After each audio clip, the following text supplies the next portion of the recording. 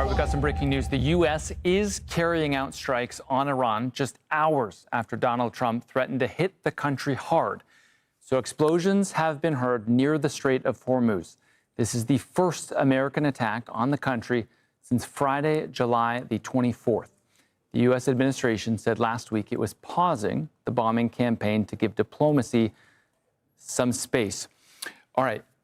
The background on this, we have seen over the last 48 hours, we have seen strikes on Saudi Arabia from Iran-backed groups inside of Iraq. The Americans have struck those groups, killing many people, including some IRGC members. And of course, the Iranians have also or attempted to strike a U.S. military base in Jordan. The Americans have said that those strikes were shot down. Of course, the U.S. president today said that there would be payback. He said they're going to get a beating. We'll be hitting them hard. And he also used many expletives to describe what the Americans are going to do to the Iranians. Okay, let's go to our chief U.S. correspondent, Alan Fisher, who joins us now from the White House on the breaking news. So, Alan, I understand that we have confirmation now from CENTCOM. What are they saying? Came just a few moments ago and then posted onto their social media site as well. It says very simply that the Americans started to attack targets in Iran at 8 p.m. Eastern time, so about 28 minutes ago. This was in response to the attacks from the Iranians yesterday. That is all we've got from this point. As you say, Donald Trump had promised that they were going to attack Iran because of what happened in Jordan on Tuesday, that they were going to slap them around a bit. He used much stronger language in an earlier interview on Wednesday, but it's clear that the operation is now underway. Donald Trump was in the Oval Office till about 2 hours ago, and then he decided to head over to the residence. Clearly the decision made at that point, and the go was given. This resumes the attacks that the United States have been carrying out on Iran. Remember, we saw 13 nights of attacks. And then on Friday, Donald Trump met with his advisors about whether or not to take it on to the next stage. Surprised everyone by announcing a stop to those attacks. But they now have resumed, the United States saying this is in response to the attempted missile attack on the Jordanian airbase on Tuesday. No indication how long this will continue or whether this is a new phase of the war and Donald Trump has launched what he said would be a much broader campaign. More details to come in the coming hours. Yeah, Alan, as you mentioned, so we don't know what has been targeted, what has been hit, what may have landed, what may have been shot down. Obviously, still a lot of outstanding questions to answer at this stage, but just give us a bit of the background here on what the bigger picture is for the Americans. These strikes now are going ahead after this pause that we've seen for the last couple of days. They had wanted to give time for negotiations, to let diplomacy have a little bit of space.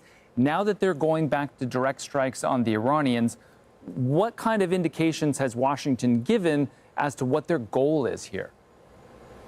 Well, the reason we're not getting a lot of detail at this point is that it would appear that these operations are still ongoing. Certainly there was a report circulating a couple of hours ago that these attacks were underway, CENTCOM confirming they only started at the top of the last hour. And given the extent of the operations in the past, they may still be ongoing and there may well be operations in the sky above Iran at the moment. Of course, Donald Trump has claimed that, that Iran couldn't do anything about any attacks. They aren't in a position. And I'd asked them not to do anything tonight, and he said, well, and left that hanging. So there could well be operations ongoing. Certainly Donald Trump would like to get a negotiated settlement. He has made that absolutely clear. But he's also made clear in the last few days that he wasn't going to hang around, that his patience wasn't infinite, that he needed to be certain that the Iranians were serious about carrying out negotiations. And clearly, while not speaking for Donald Trump, he's taken the view that if they're attacking American bases in the Middle East, then they are not serious and he has to do something. It was clear 24 hours ago when we were talking about the attacks in Jordan that Donald Trump wouldn't let this stand, that he would have to be seen to be taking some kind of action. That's exactly what he's done. Now, there's also reports that in the last couple of hours, the Saudi Arabians, their defense minister, remember the Saudis were involved in attacks on Iranian-linked militia on Tuesday with the Americans. The Saudis were talking to J.D. Vance, trying to de-escalate the tension between the United States and Iran. This may well be just a one-off, but then we don't know. Donald Trump doesn't tend to flag too much of his plans. Tells us that they're going to happen, but how the operation is going to be carried out, how long it's going to take, is never entirely sure until we hear from the president himself, and certainly he hasn't posted anything on Truth Social in the last hour. Alan, I hope that I'm not doing the math wrong here on the time zone, but this U.S. CENTCOM statement that's up on the screen right now says they started at 8 p.m. Eastern time. I think, correct me if I'm wrong, that was 30 minutes ago. I know that you've been standing in that spot many a times when you've gotten word on this before. How long do these bombing runs typically last for? I mean, are we talking a relatively short period of time, or could this drag on for hours and hours? Well, they never give that level of information. It's clearly in the gift of the military commanders. Donald Trump would have given the all clear to set the whole thing in motion. And they will have a number of targets that they want to reach. Clearly, Donald Trump has been discussing expanding the operations in the Middle East, and now he has a decision to make about whether or not this is a one-off, whether it's, again, a series of recurring attacks like we saw over 13 nights earlier this month, or whether this is a much bigger operation.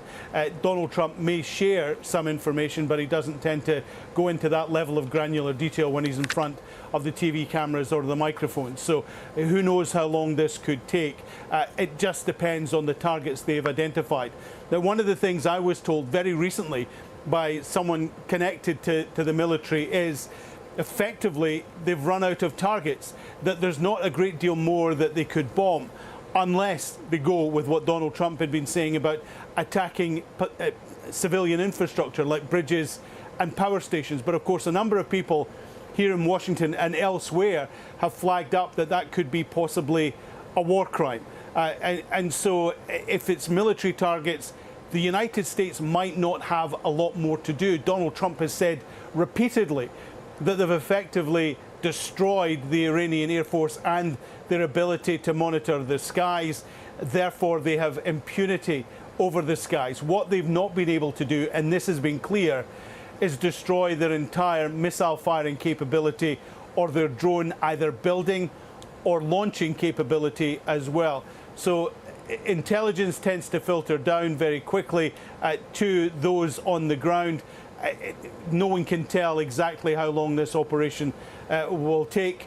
And in the past, CENTCOM has very rarely announced the operation was over. They have done on a few occasions. So it might well be that we get that information from the Iranians before we get it from the United States. All right. Alan Fisher for us there on the North Lawn of the White House. I know this is a moving story. I know that you're working your sources. Please don't go far.